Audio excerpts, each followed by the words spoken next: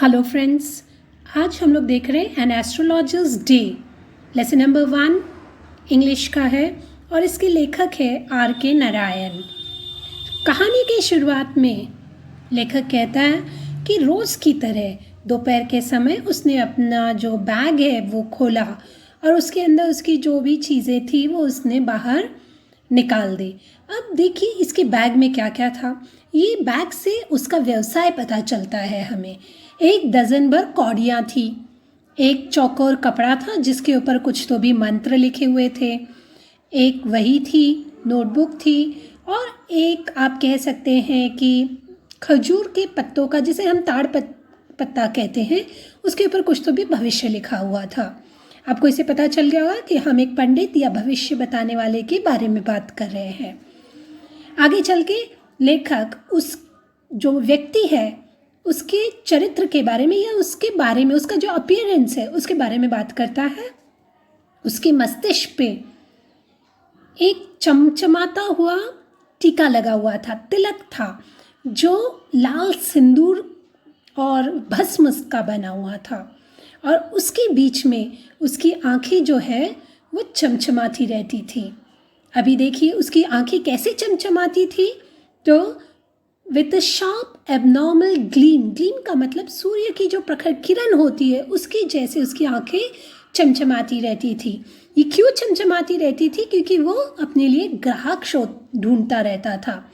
But which his simple clients to be a prophetic light and felt comforted. उसकी जो आंखें जो ढूंढती थी ग्राहक को, वो इतनी चमचमाती थी कि उसके जो ग्राहक थे उनको ऐसे लगता था कि ये किसी, आप कह सकते हैं कि किसी पवित्र आत्मा का, जैसे आपको जोश या जो प्रकाश है, जो रोशनी है, उसकी जैसे उसकी आंखें दिखती थी। तो इसका मतलब क्या हो गया कि भले ही उसकी आंखें ग्राहक को ढूंढती रहती थी, लेकिन बेचारे जो कस्टमर्स थे उनको लगता था कि इसके पास कोई दैविक शक्ति है जिसके कारण इनकी आंखें चमचमाती रहती हैं।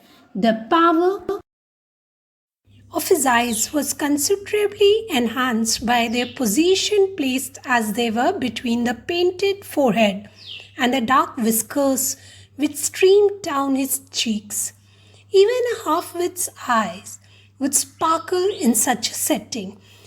यहाँ पे वो कहता है कि उसकी आंखों की इतनी ताकत थी और वो ताकत इतनी ज़्यादा बढ़ जाती थी क्योंकि वो आंखें ऐसी जगह पे थी।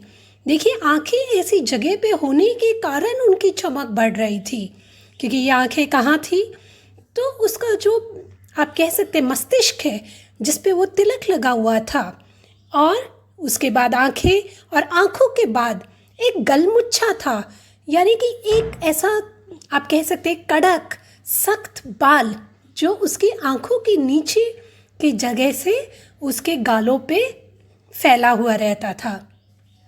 इसके कारण उसकी आंखें और चमकीली लगती थी और इतनी चमक कि एक हाफ विट्स आई। देखिए ये जो हाफ विट है इसका मतलब मूर्ख मानुस, या फिर हम कह सकते हैं मूर्ख मानव, या जिसे इस बारे में ज़्यादा नहीं पता रहता है, हम कहते हैं आधे दिमाग वाला, ऐसा भी इंसान इस चमक को समझ सकता था या ऐसा उसके साथ भी हो सकता था।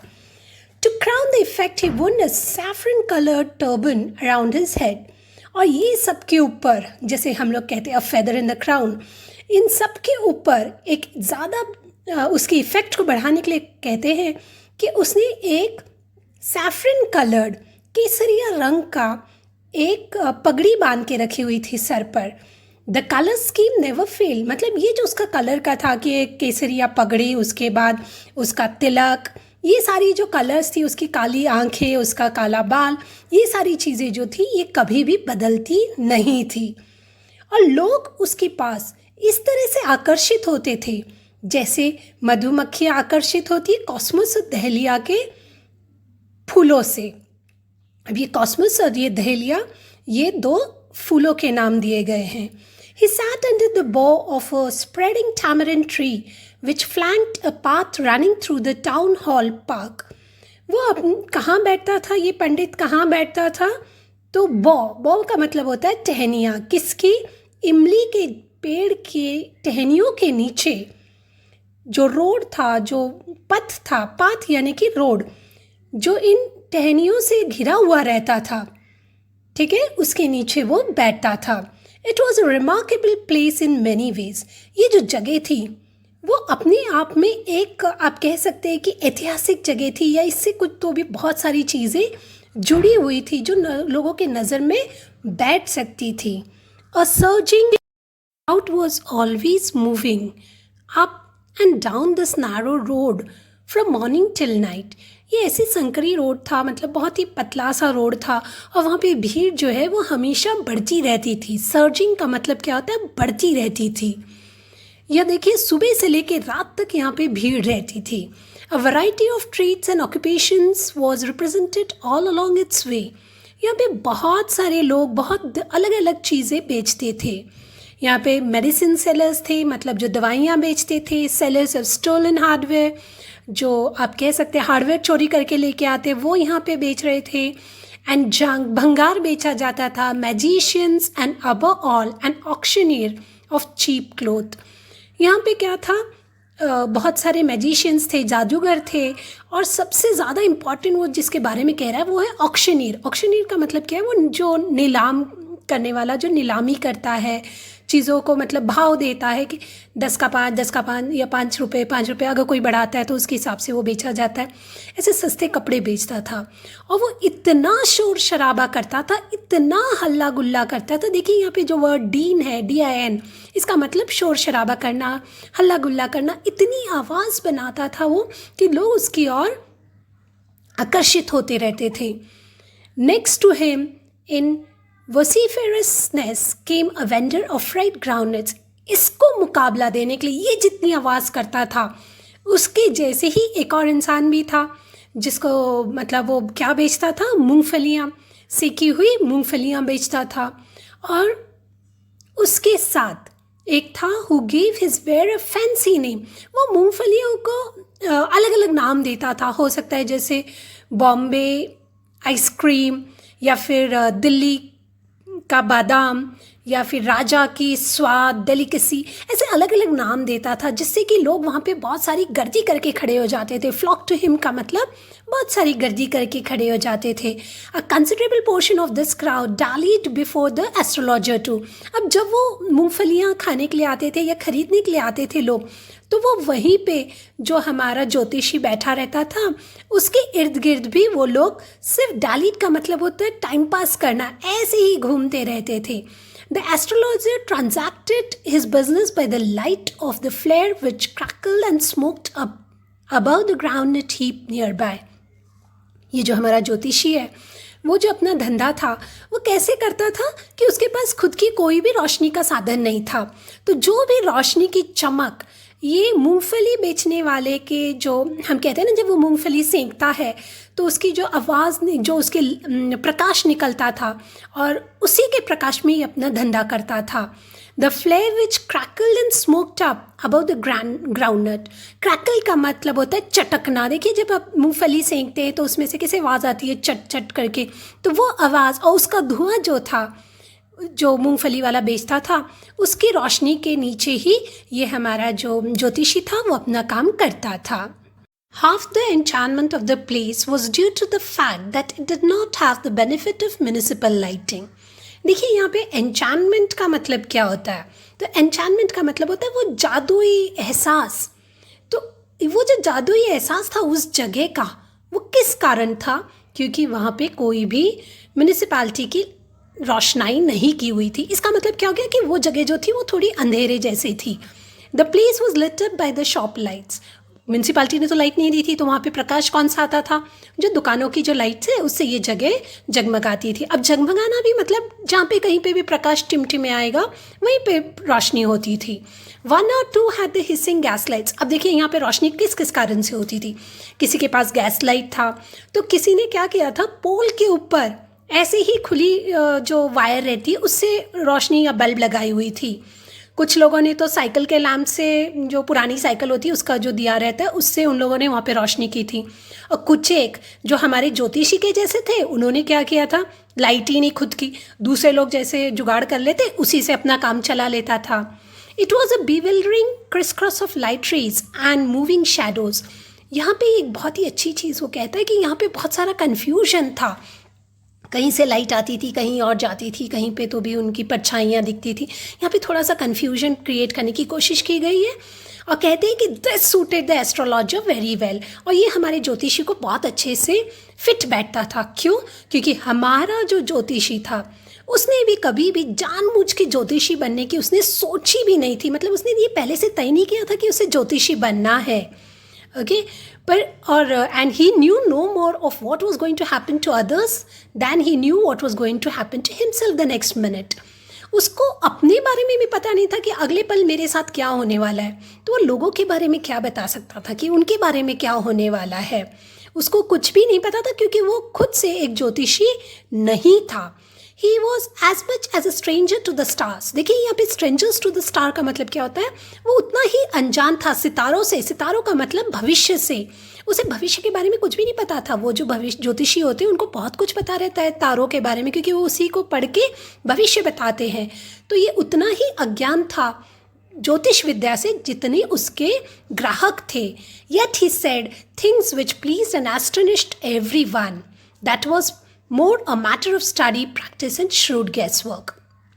फिर भी हमारा जो ज्योतिषी था वो ऐसे भविष्य कर देता था, ऐसे लोगों को बताता था कि जिससे लोग बहुत प्रसन्न हो जाते थे और उनके मन में एक जिज्ञासा आती थी कि भाई ठीक है, इसने जो बताया वो तो बहुत ही अच्छा बताया, बराबर बताया, सही बताया। लेकिन ये सब क्यों होता था? क्योंकि उसको प्रैक्टिस थी और वो चालाक था, वो लोगों को पढ़ सकता था, उसके कारण ये सब संभव हो सकता था। All the same, it was as much an honest man's labor as any other, and it deserved the wages he carried home at the end of the day। इसका मतलब क्या होता है कि वो बेचारा पूरी ईमानदारी से काम करता था, मेहनत करता था, तो वो उसको जितना मजूरी मिलता था उतना वो घर लेके जाता। मतलब ये किसी को लूट नहीं रहा है, वो जितनी मेहनत करता था उसके हिसाब से ये ठीक था। He had left his village without any previous thought or plan। उसने एक्चुअल में ये बता रहे कि वो यहाँ पे कैसे पहुँचा, वो ज्योतिषी कैसे बना। तो उसने अपने जो गांव था वो बिना कुछ सोचे समझे छोड़ दिया था। अगर वो अपने गांव में रहता तो उसने भी वही किया रहता जो उसके पीढ़ियों ने किया था, जैसे कि खेती बाड़ी करना, वहाँ पे रहना, शादी करना, और फिर उसके जो हम कह सकते हैं मकई का जो खेत है उसमें मकई ग्रो करना और अपने जो पीढ़ीजात वंशज जो घर है उसमें रहना, यही सब उसने किया रहता। But that was not to be. पर ऐसा नहीं होना था। उसे क्या करना पड़ा? उसे किसी को न बताते हुए घर छोड़ना पड़ा। And he could not rest till he left it behind a couple of 100 miles। वो तब तक खुद को आप कह सकते हैं आराम से नहीं बैठा वो, जब तक उसने अपना गांव दूर तक छोड़ नहीं दिया था। मतलब वो अपने गांव से बहुत दूर निकल के आ गया था, तभी उसने शांत हो गया, या अपने कह सकते सुकून की सांस ली उसने। To a villager it is a great deal as if an ocean flowed between. ये एक आप कह सकते हैं किसान के लिए या गांव वाले इंसान के लिए बहुत मुश्किल घड़ी होती है जब वो अपना गांव, खेती बाड़ी, अपने लोग सब छोड़ के पीछे आगे की ओर निकल जाता है। He had a working analysis of mankind's trouble. यहाँ पे उसकी क्वालिफिकेशंस के बारे में बताते हैं कि उसमें क्या गुण थे कि वो किसी भी इंसान की जो भी आप कह सकते हैं जो परेशानियाँ हैं उसको जल्दी भांप लेता था। उसकी परेशानियाँ या शादीशुदा ज़िंदगी, पैसे या उसकी जो भी प्रॉब्लम्स है उसे ये बहुत भली भांति जांच लेता था। Long practice had sharpened his perception. उसका ये जो गुण था उसको कई सालों से वो करते आया था कि लोगों को पहचानना, उसकी स्टडी करना, उससे वो बहुत ही अभी काबिल हो गया था उस चीज़ में। 5 मिनट के अंदर वो ये भांप लेता था कि इस सामने वाले इंसान के साथ क्या गलत हुआ है। ही charge 3 paise per never opened his mouth till the other had spoken for at least 10 minutes, which provided him enough stuff for a dozen answers and advices। इसका मतलब क्या हो गया कि वो हर क्वेश्चन जो भी सामने वाला पूछता था उसके लिए 3 पई लेता था, और वो तब तक नहीं बताता था या तब तक नहीं बोलता था जब तक सामने वाला जो भी है वो 10 मिनट तक बोल ना ले। देखिए इसके पीछे उसकी एक कुशलता हमें पता चलती है कि सामने वाला जब 10 मिनट के लिए बोल लेता है तो वो अपने बारे में बहुत कुछ बता देता है। इससे क्या हो जाता है कि आपके पास इतना सारा नॉलेज आ जाता है, आपके पास इतनी सारी उसकी इन्फॉर्मेशन आ जाती है कि अगर उसने आपसे कुछ पूछा तो आप उसका जवाब दे सकते हैं। तो वो क्या करता था, हमारा जो भविष्य बताता था वो, कि सामने वाले इंसान का हाथ देखता रहता था, उसके हाथ के पास देख के फिर बोलेगा कि हाँ आपको, आपका जो भी आप कर्म करते हैं उसका उतना फल आपको नहीं मिलता है। और ये तो हर लोग जानते हैं कि कोई भी मेहनत तो करता है, कष्ट करता है, लेकिन उसको उसका फल तो नहीं मिलता। इसलिए हर एक कोई जिसको जो भी आता था उसको ये यही चीज़ बताता था और सामने वाला उससे सहमत भी हो जाता था।